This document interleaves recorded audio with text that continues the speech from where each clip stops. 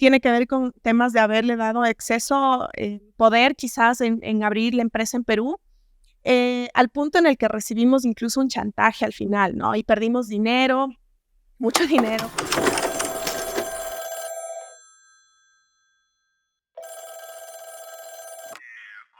Hola. Hablemos de lo que pasa en nuestro país y en Latinoamérica. Pero también hablemos de la tecnología, la vida, el amor, las cosas que nos preocupan a los jóvenes y las que creemos que no. Porque los posts y videos de redes sociales no están soportando. Y ahora queremos ir más allá. Es momento de alzar la voz, analizar, cuestionar y, obvio, democratizar todo lo que nos rodea. Dile hola al TintaCast, un podcast hecho por Tinta Digital, pero hecho en realidad para ti. Hola, gracias por contestar esta nueva llamada del TintaCast. Hablas con Suri. Y para empezar, te tengo una pregunta. ¿Alguna vez has pensado qué sucede con la basura después de que la tiras? Pues bueno, nuestra invitada de hoy sí se preguntó esto y planteó una solución. Para ello vamos a hablar y vamos a rodar el tema alrededor de emprendedora o superviviente.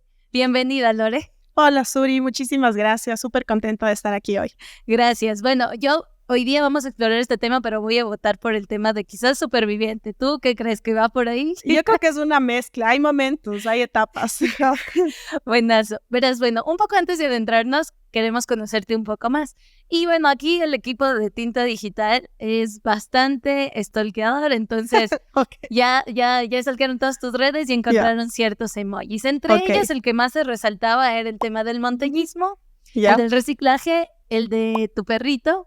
Y entonces vamos a hablar un poco como que, ¿por qué este tema del montañismo? ¿Haces montañas tú? Sí, o sea, realmente han habido etapas donde he subido un montón de montañas en cortos periodos de tiempo, pero creo que el tema de la montaña es algo que siempre está ahí y cada vez que puedo me gusta subir montañas. Es un desafío y siempre que subo a la montaña me pongo a pensar, llegué sola aquí, tengo que salir sola de aquí, ¿no? O sea, como que no hay nadie más que me va a sacar de la montaña, incluso en los lugares más escondidos y a veces no es sola porque también vas en equipo, entonces dices, claro, son mis piernas, es mi cuerpo, es mi trabajo individual, pero también hay un apoyo en el que te encuentras con la gente con la que sales, porque a mí me gusta ir a la montaña con amigos, con familia.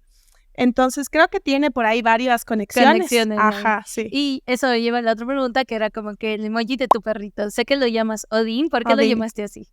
Es una historia chistosa. Cuando yo le adopté a mi perrito, lo adopté con mi hermana. Vivíamos solas, o sea, salimos como a vivir de la casa de mis papás a vivir en otra casa juntas, porque así de cercanas somos. Y adoptamos este perrito juntas y cuando lo adoptamos no podíamos decidir su nombre. Y yo quería ponerle Ragnar, en verdad, porque estaba viendo Vikingos en esa época. Y el perrito era loco, o sea, hasta ahora lo dije súper loco. Entonces tenía estas actitudes vikingas y yo quería que se llame Ragnar, como Ragnar Y a mi hermana no le gustaba, entonces ella dijo, y ella no me acuerdo qué otra opción de nombre puso, pero dijo que el Odín es, bueno, en ese entonces el perrito, que el perrito escoja su propio nombre. Entonces, literal fue la prueba de a cuál de los nombres responde. Entonces le puse el otro nombre que ya no me acuerdo y Odín. Entonces, según ella, él hizo alguna señal por Odín y eso que me dio chance Odín por ser un dios vikingo, porque no le gustaba para nada Ragnar. Entonces fue como, ok, segunda opción Odín. Y ahora es chistoso porque como el Odín es un perrito inquieto, loquito, tiene un montón de apodos, entre ellos Jodín, creo que es como el más común.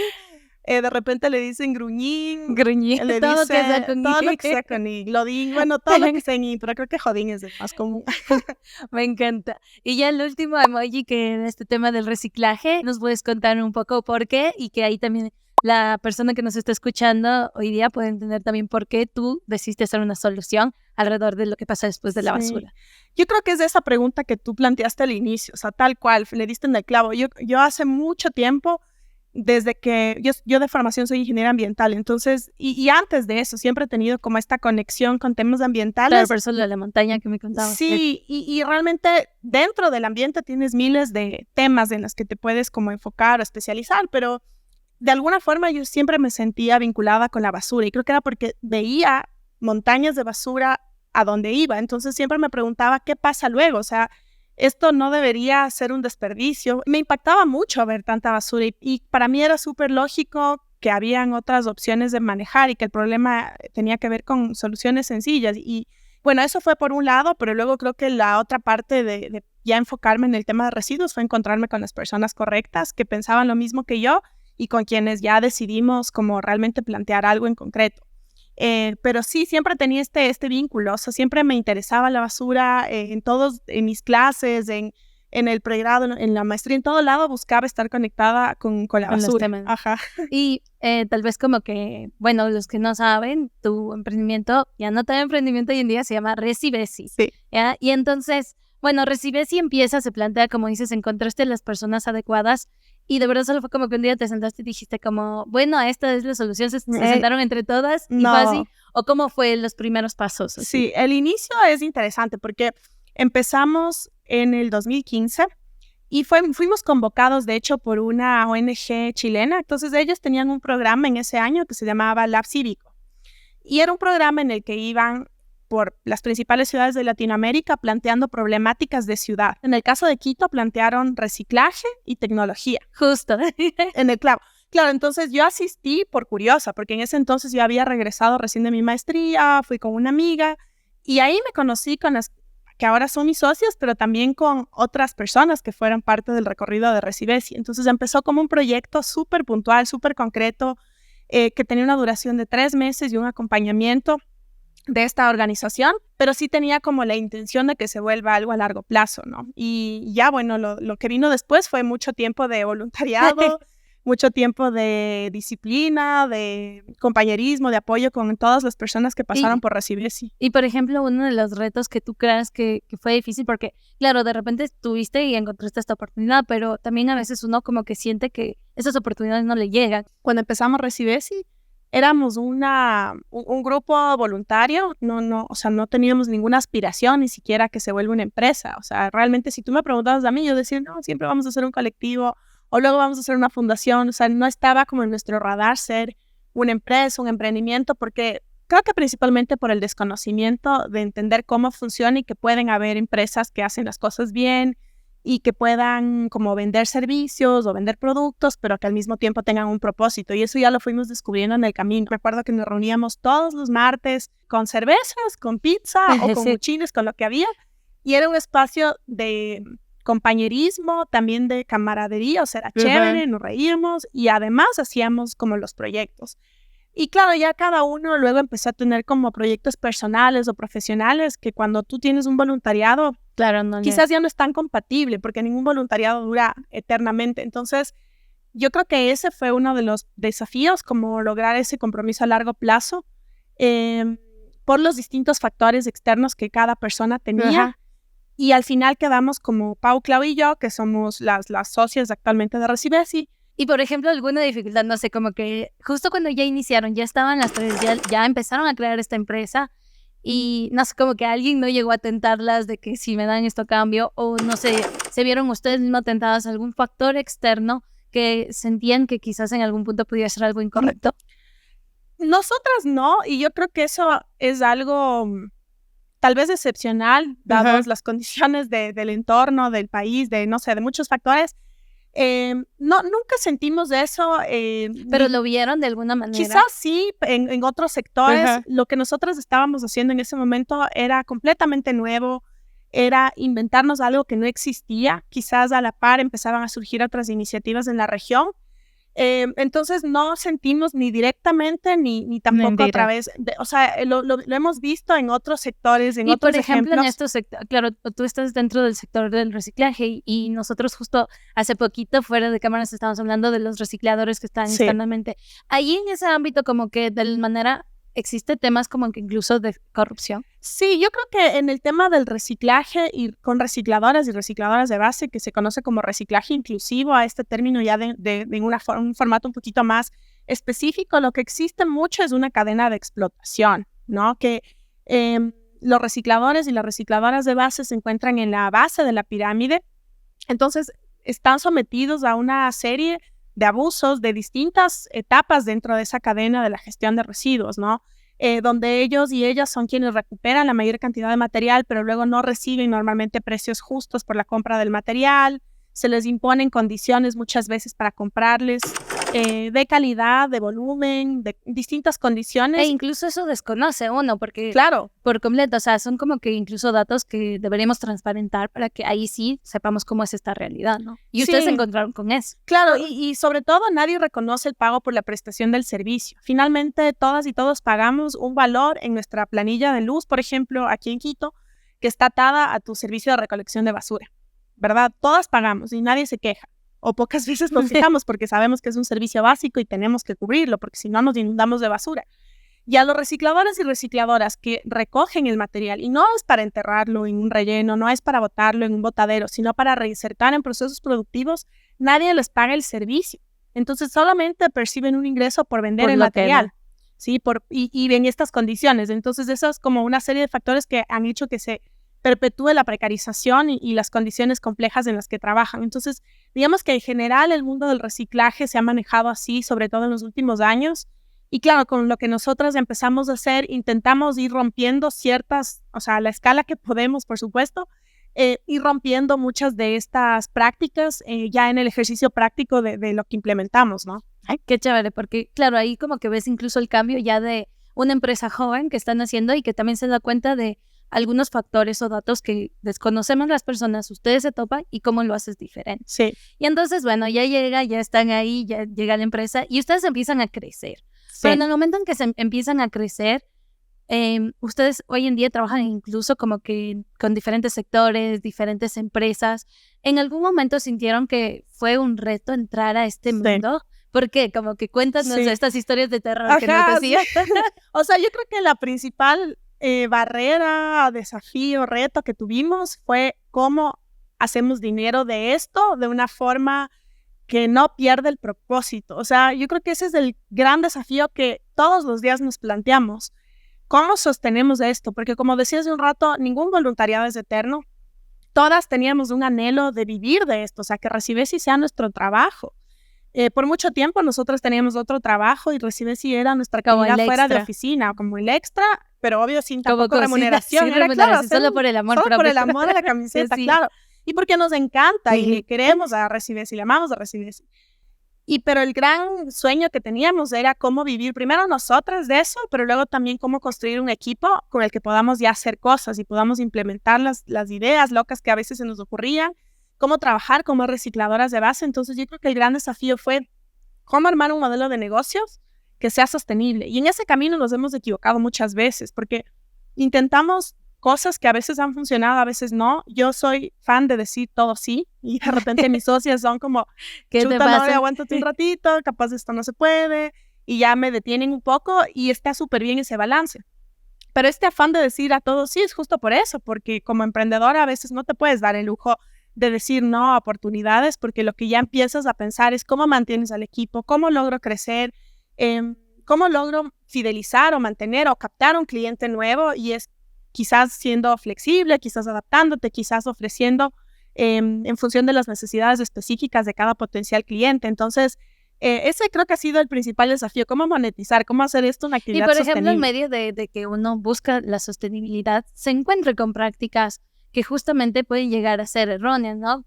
Como hablábamos antes de que incluso cuando estás emprendiendo, te encuentras con estas personas que quieren pagarte menos por tu trabajo, aunque hagas lo mismo que hace, yo que sé, un espacio que es más grande, tiene más experiencia. Y entonces ahí ya empieza a haber cierta como que cosas que no son correctas, ¿no? Porque de repente como que debería ser todo igual. Sí, yo creo que ahí hay distintas cosas que nos han pasado, ¿no? Por un lado, es verdad que lo que comentaba, las recicladoras de base, como no está en el imaginario de la gente que deben ser remuneradas por el servicio, se traduce a que tampoco nuestro servicio, porque le ven como el material ya es suficiente. A veces la gente cree que por entregar el material ya estás casi que a favor, o sea, que deberías hasta pagarles a las personas por ese material, cuando ya les haces el valor monetario. A veces son fundas enteras de material reciclable que no llegan a ser ni 30 centavos. Y eso no cubre muchas veces ni siquiera el tema logístico de recoger y de retirar y demás. Y ya también eso se traduce en el trabajo de lo que nosotras hacemos. Pero creo que es un tema que también ha venido desde nosotras mismas, porque no teníamos al inicio esa claridad de que prestamos servicios, de que somos una startup que arma campañas de reciclaje, que recupera material reciclable, ahora lo decimos con mayor claridad. No me atrevo a decir que la fórmula ya es la última y la definitiva, pero ya podemos comunicar eso con mayor seguridad, incluso para decir, ok, este es el tarifario de nuestros servicios, este es el portafolio de nuestros servicios y esto cuesta nuestro trabajo.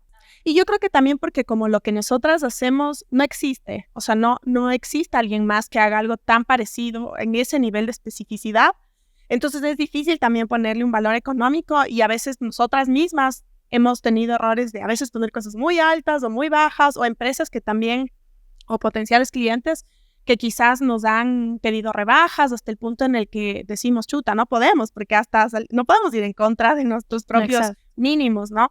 Pero son cosas que ya hemos ido aprendiendo, pero definitivamente existen esas prácticas, ¿no? Y entonces, bueno, les fueron cambiando y de repente ya Recibesi comienza a crecer. Ustedes ya han establecido sus reglas, sus bases, sus principios incluso que les han ayudado a surgir y a innovar dentro de este sector. Y entonces quieren ampliarse, quieren irse a otros países. Y entonces, ¿cómo ha sido ese camino de decir, bueno, me quiero ir a mi país vecino a trabajar o yo que sé, a otro país? ¿Cómo llega a ser o cuáles son como que una de las cosas que te enfrentas? Sí, también? Bueno, en nuestro caso en particular, voy a contar como una anécdota justo en el contexto de estas prácticas quizás poco éticas con las que nos hemos encontrado. Nosotras hace 1 año y medio más o menos ganamos un premio para poder expandirnos a Perú, porque era parte de un proceso de una, digamos, suerte de incubadora, aceleradora peruana. Recibíamos un capital en soft landing y la intención era abrir nuestras operaciones ahí. Claro, súper ilusionadas y contentas porque era dar el paso que queríamos y además con un capital semilla, o sea, como que las condiciones súper positivas. Y bueno, en el camino nos encontramos primero con que éramos muy novatas, ¿no? Y tomamos decisiones muy apresuradas. Yo creo que ahí fue el tema de ser un poco ingenuas, en haber confiado en una persona para que sea nuestra socia en Perú. Una persona que no es peruana, pero que estaba dispuesta a ir a vivir a Perú para poder ampliar sus operaciones allá. Y bueno, para no entrar con mayor detalle. No, sí, cuéntanos ni todo. en el chisme. Nos encanta el chisme. El chisme como es, ¿no? Vivo por el chisme, como por el chisme. Sí.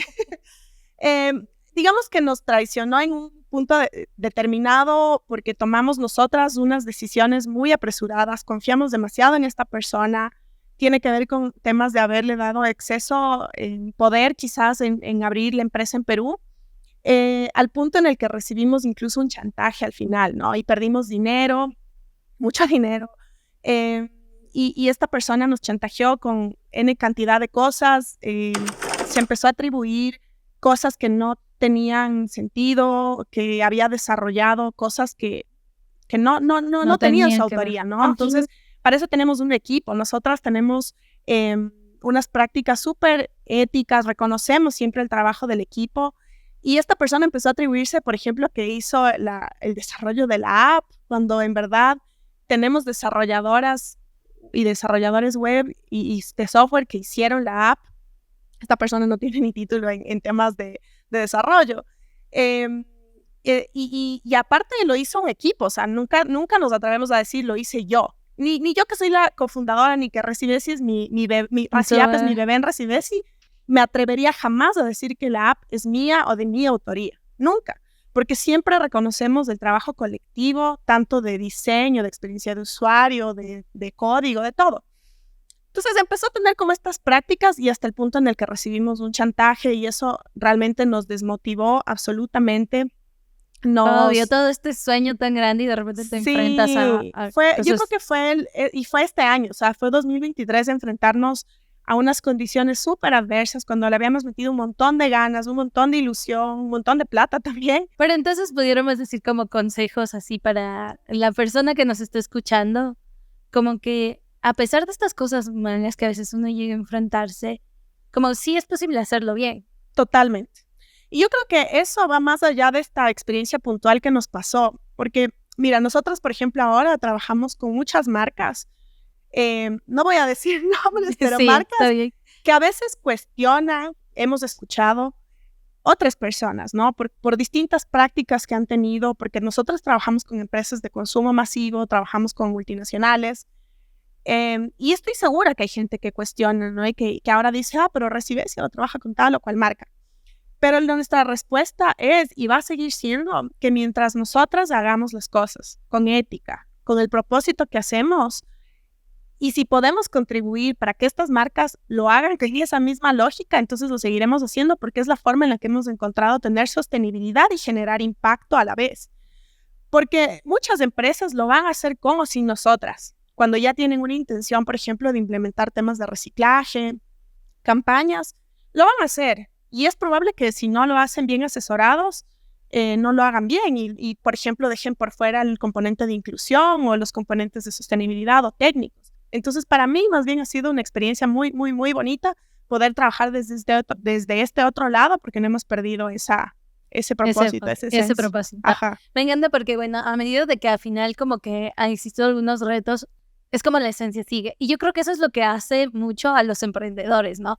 Y como que, bueno, ya podemos decir entre emprendedor y superviviente, ya me das tú la respuesta, Sí. pero yo siento que de manera general es como sueñas en algo y luego esa esencia se mantiene hasta que llegues, yo que sé, hasta el día de hoy que ustedes son súper grandes y ya empiezan a tener temas hasta de tecnología involucrados, o sea, son pasos que costaron dar, pero que al final valieron la pena. Y entonces, bueno, como para ir ya cerrando un poco, antes de que te nos vayas de aquí, tenemos unas preguntas que hacerte.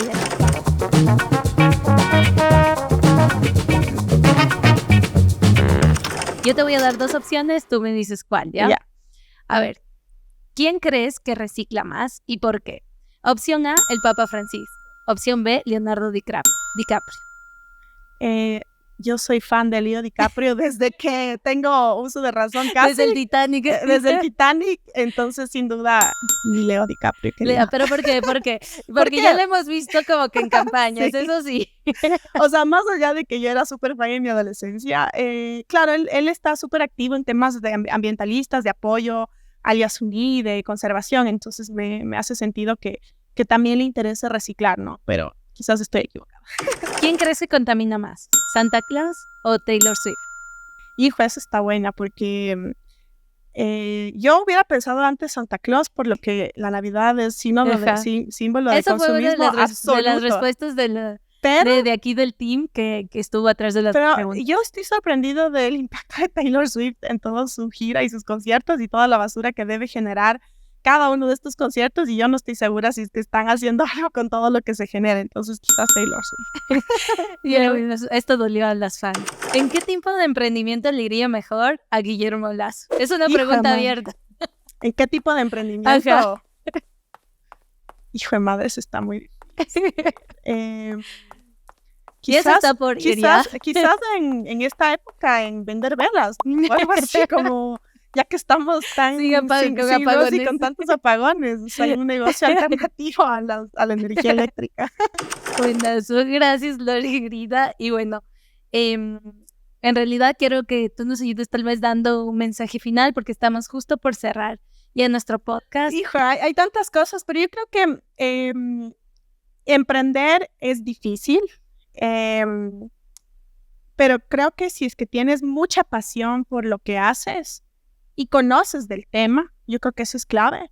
No es imposible y que hace falta mucha disciplina, no rendirse, porque hay un montón de gente que se rinde a la primera y es cuestión de tiempo para empezar a cosechar los frutos y tomar como ya caminos que te permitan tener sostenibilidad. Entonces, es posible, pero tampoco hay que romantizar esa posibilidad dentro de emprender y de crear como algo nuevo, ¿no?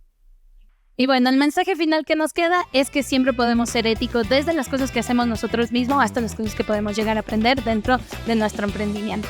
Y nada, queremos agradecer por este episodio nuevo a PADF y a USAID que lo están haciendo posible y también a ti que nos estás escuchando. Y ya sabes, si quieres seguir apoyándonos, puedes seguirnos en todas nuestras redes sociales como @tintadigital con AA. Y nada, nos vemos el otro capítulo.